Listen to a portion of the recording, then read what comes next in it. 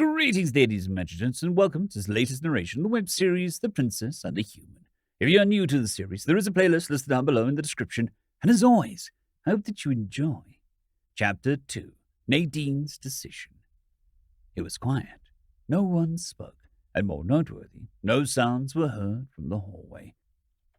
Princess Silvani stood at the side in the lower segment of the bridge, a point chosen because from here she had no clear line of sight to the door, and therefore whoever would come in had no clear line of fire to her.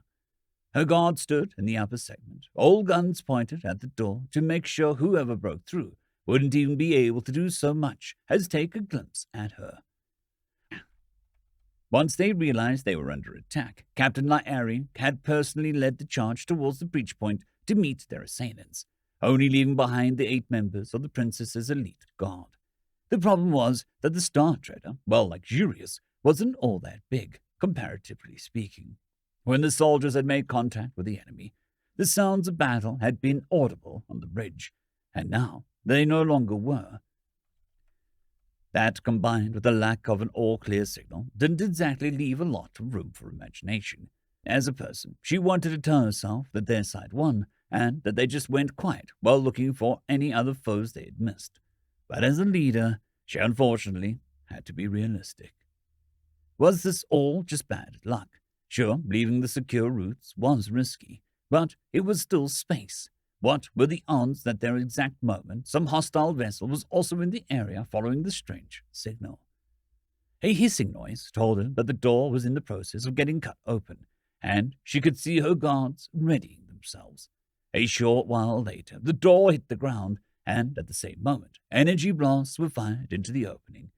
Kinetic projectiles came flying in return, killing 3 of them, each in a single hit. The remaining 5 jumped down to the lower level for cover, causing Silvani to lose sight of 3 of them, who were now on the other side of the elevated part. Of the 2 on her side, one had barely gotten up when a figure landed on him and threw him to the ground. His colleague reacted quickly and managed to hit one shot at the figure before its much larger gun hit her square in the chest.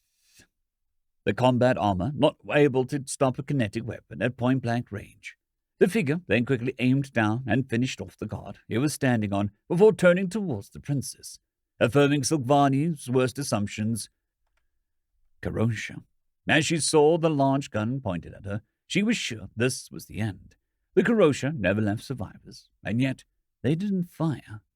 Another Karosha appeared in the upper section, looked at her, then said something to the other one in their language. The insectoid nodded and gestured Silvani to go up the stairs. What was going on? Why didn't they just kill her? Reaching the upper level, she saw the other Karosha, the leader, she would guess by his demeanor, take a set of cuffs from one of the dead guards and toss it towards her, and she didn't need to speak their language to understand what he wanted from her, even though she didn't understand why they wanted that. With all 4 hands cuffed behind her back, she saw the supposed subordinate open his bag and, to her even greater surprise, pulled out a handful of translators, quickly looked through the collection, then picked one and gave it to the leader, who promptly put it on. "You are," he began, the translator not able to mask the clicking sounds his mandibles made when he spoke, "the first princess of the Veneri, right? You fit the description, not to mention the green cape." Silvani had no idea what baffled her more. The fact that a Karosha, the species known to always shoot first and to be completely deaf to diplomacy, knew enough about them to not only know, but recognize her, or the fact that he carried a set of translators, at least one of which set to the Veneri language. "You know, looking back at my life, I probably consider myself pretty lucky. But this kind of luck is ridiculous, even by my standards," the supposed squad leader of the Karosha said mockingly as he grabbed her shoulder and pushed her to her knees. "When we picked up on the nonsensical signal, I would have placed my bet on some malfunctioning satellite or something like that, but certainly not a royal vessel of the Veneri, for a race infamous for being old-up cowards. You are pretty far out."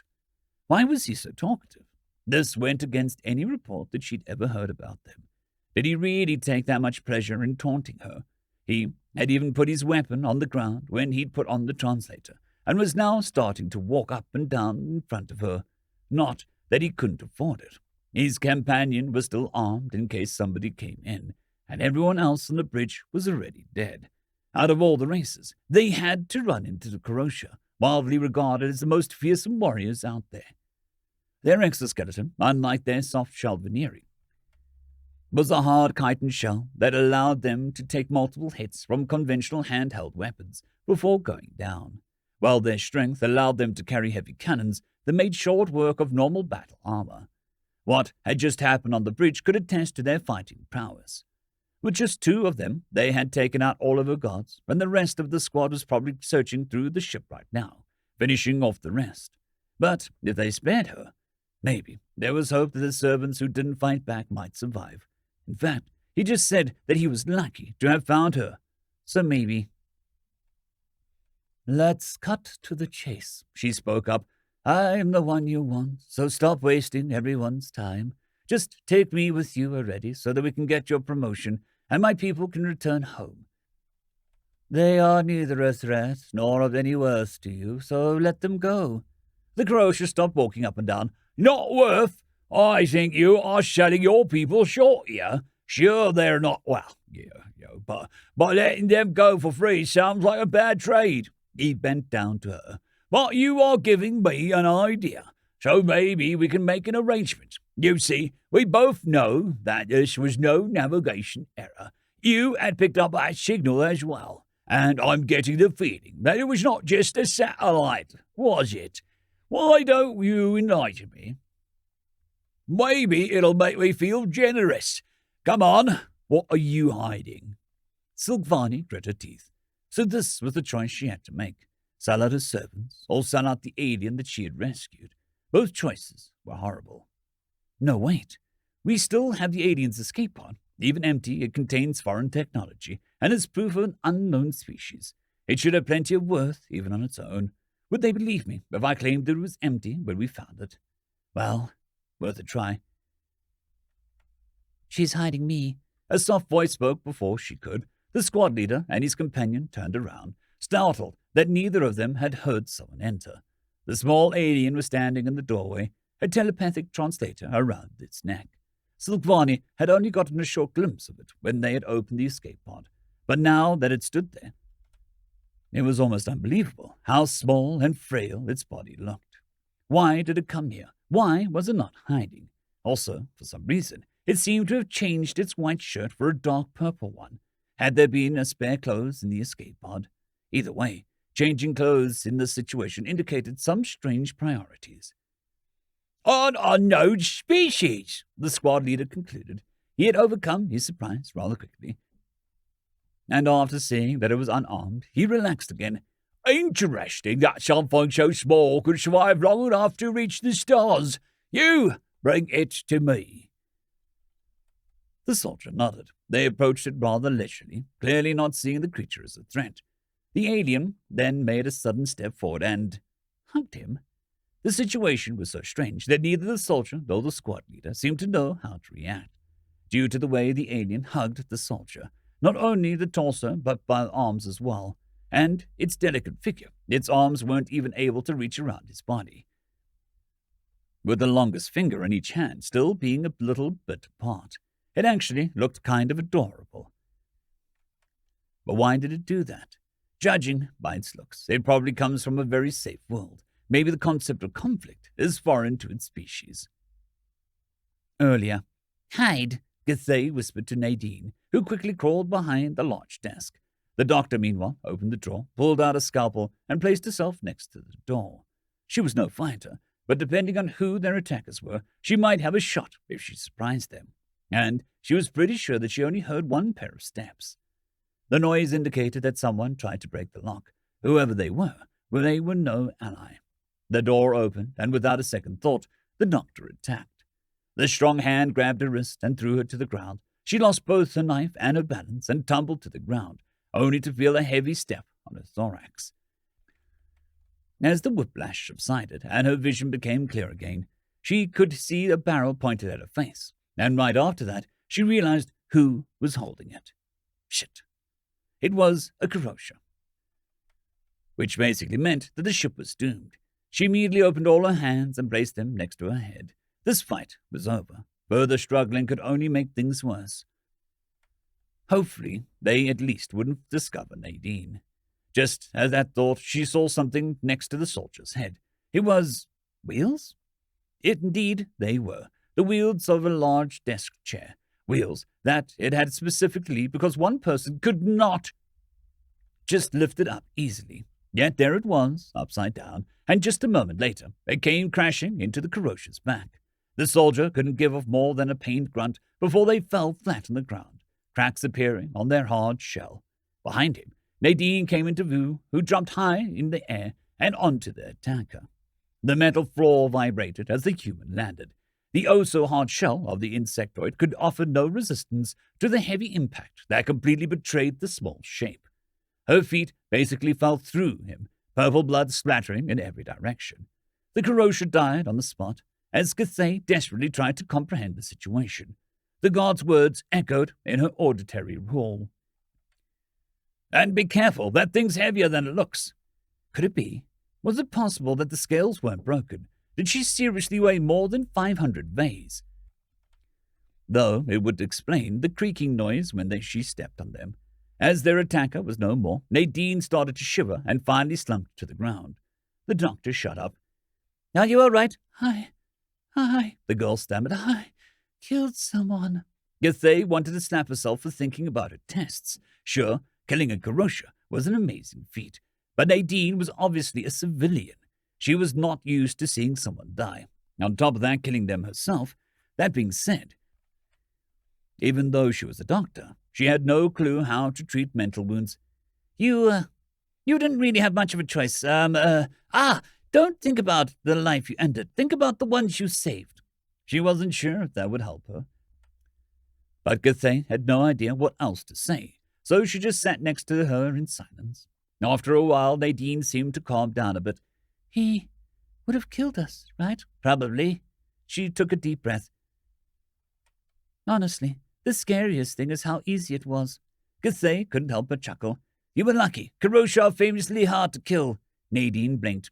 "Really? But they are insectoid, aren't they?" She went to the corpse, and with a shaking hand, she broke off part of the shell with way too little effort. If the gravity was stronger, he probably couldn't even support his own weight. Cathay didn't know what to say to that. Of course, one would die if gravity was too strong. That applied to any species. The Karosha, on the other hand, were strong, fast, and could withstand energy weapons to a certain degree. Only projectile weapons could take them out reliably, but those needed to be stationary due to their recoil. Yet these very same Karosha were weak in Nadine's eyes. "How many of them do you think there are? Please be honest, Doc." Cathay thought for a moment. "Assuming that they found us by chance, it should only be one raid team, so 5 in total. Unfortunately, more than enough to take out the guards." "Are you certain about that?" "This ship has no interior battle station, so yes, I am sure. We can only hope that they haven't found Her Highness yet." Nadine seemed to think for a while. Then she stood up. "Wait, you can't seriously think about attacking them." Nadine turned around. She was trembling in fear, but her face showed determination. "You guys saved me, and if I can help, then I must help, right?" Cathay was speechless. That was basically the exact same principle the princess followed. She simply couldn't object to that.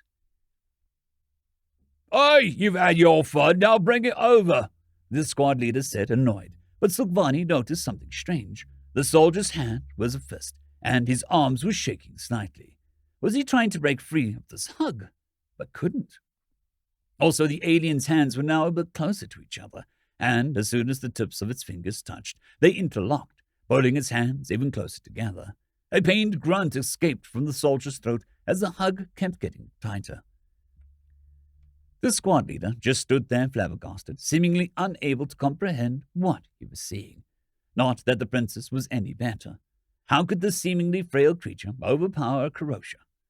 The alien's hands now had a tight grip on each other and still kept pulling. The soldier had started to thrash his upper body around, but since his arms were trapped as well, there was little he could do. He couldn't even raise his weapon. The hands were now gripping each other's wrists. The Karosha screamed in pain, and only a moment later, with a disgusting crunch, His shell gave in to the pressure. The alien let go, and the soldier fell to the ground, blood gushing out of the cracks in his shell. His middle squashed down to a diameter that definitely didn't support life. The alien then turned to the squad leader. That seemed to snap him out of it, and he lunged for his weapon. But Silvani leaped forward and kicked it away. Cursing, the squad leader turned to the alien and punched it. The alien, in turn, raised its arms to protect its face. With a pained outcry, the squad leader stumbled backwards and fell to his knees, holding his hand that looked like he had smashed it into a stone wall. Before he could do anything else, the alien was already behind him, grabbed his scalp and chin, and twisted with so little effort that his head almost came clearly off, only still connected with the little tissue. Princess Silvani didn't know what to do except stare at the alien in front of her, purple blood dripping from its hands and arms, borderless, going over into the purple of its shirt. It was only then that the princess realized that the alien had, in fact, not changed clothes. End of chapter. I'd quickly like to thank the T5 peeps: Cold War Boomerwaffen, Severin Cerberus, Bushmaster 177, HenryTheRed, Casper Arnholtz, Cold War Boomerwaffen, Elijah Silvercross, Dragzoon W.R.E, and Severin Cerberus. Thank you very much.